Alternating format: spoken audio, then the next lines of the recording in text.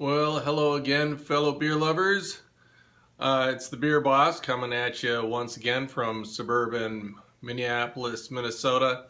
And I wanted to apologize for the long hiatus, and I wasn't even planning on doing a beer tasting video tonight. However, a friend of mine, my buddy Darwin, who's done a tasting here on the show before with me, a couple actually, he gave me this as a Christmas present. And I don't normally drink Bud, but this is, and like I said, I wasn't planning on doing a video, but I tasted this stuff and I thought, you know what, it really piqued my curiosity.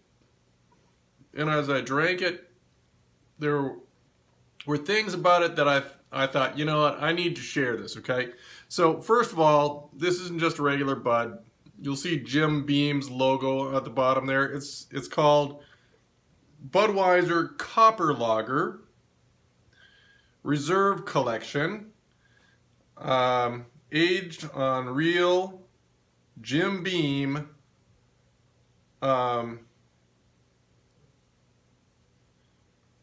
barrel staves, okay? And it's 6.2% alcohol by volume. And I'll set that down. And I'll show you the gift box that it came in. This is, it's a seasonal Christmas and New Year's gift package. Pretty cool. The box, I don't know, it looks like cedar. I guess it, it could be stained pine or something. And it's got this nice gold sticker on it for sealing it, and then it's got this plastic drawer, and then you can see how the bottle came out of this. It's even got a little spot for it to lock into place.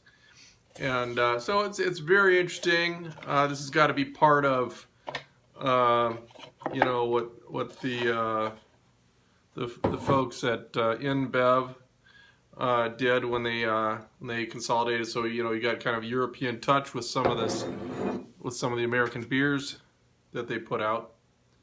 But it's a copper lager. I haven't read up on this to see exactly what they were going for, but I can tell you that the copper is obviously the color.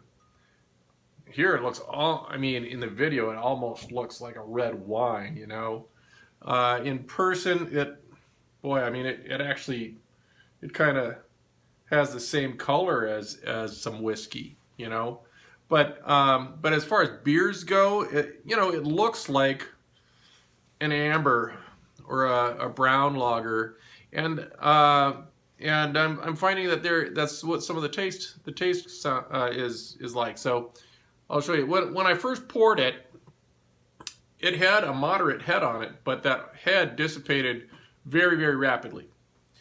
And you can see it's pretty translucent, even though it's dark, and very liquidy. There's not a lot of particulate in there or anything like that. But I'm gonna go ahead and take a swig.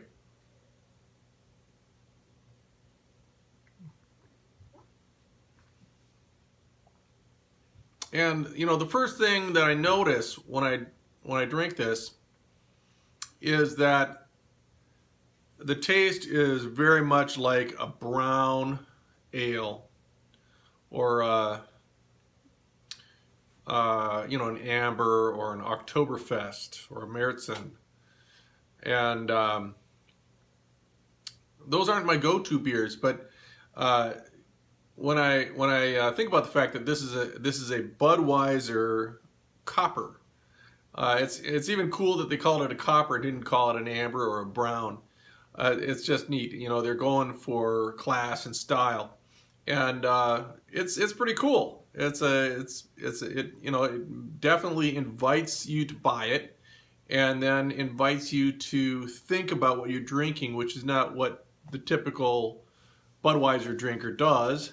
You know, they're going for something that's easy to drink, and you can drink several. It's a drinkable, it's a social drink, and you know, you serve it cold, and it's refreshing on a hot summer day, especially if you've been you know, mowing the lawn or something like that, right? But this is different. I would say it's just as um, um, the consistency, it's a watery consistency, which is similar to your American industrial lagers.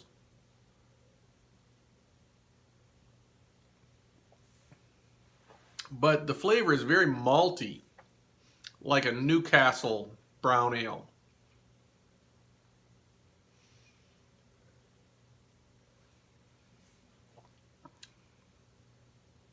So, you know, I would say that, you know, if you like, um, oh, the other thing I should say is, you know, they're saying that it was aged on Jim Beam casks. I'd be interested in knowing exactly, you know, what the process was, how long, and how much, and all that sort of thing. But for one thing, this is 6.2%, which is almost double. Well, it's 1.5 anyway, times as much as a regular Bud on the alcohol by volume. But but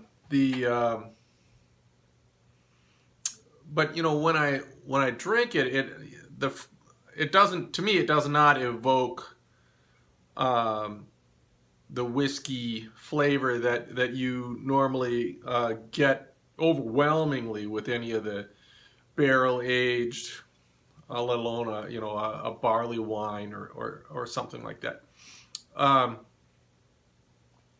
So if you like cask aged stuff, try it out.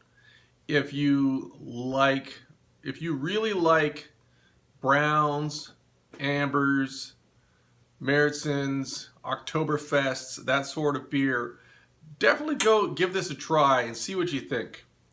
Of course, you don't want to get hooked on it because it's very definitely a seasonal and might be a one-time only shot. But definitely worth your while if you're interested in interesting and unique repackagings and that sort of thing. All right, until next time, cheers and happy drinking.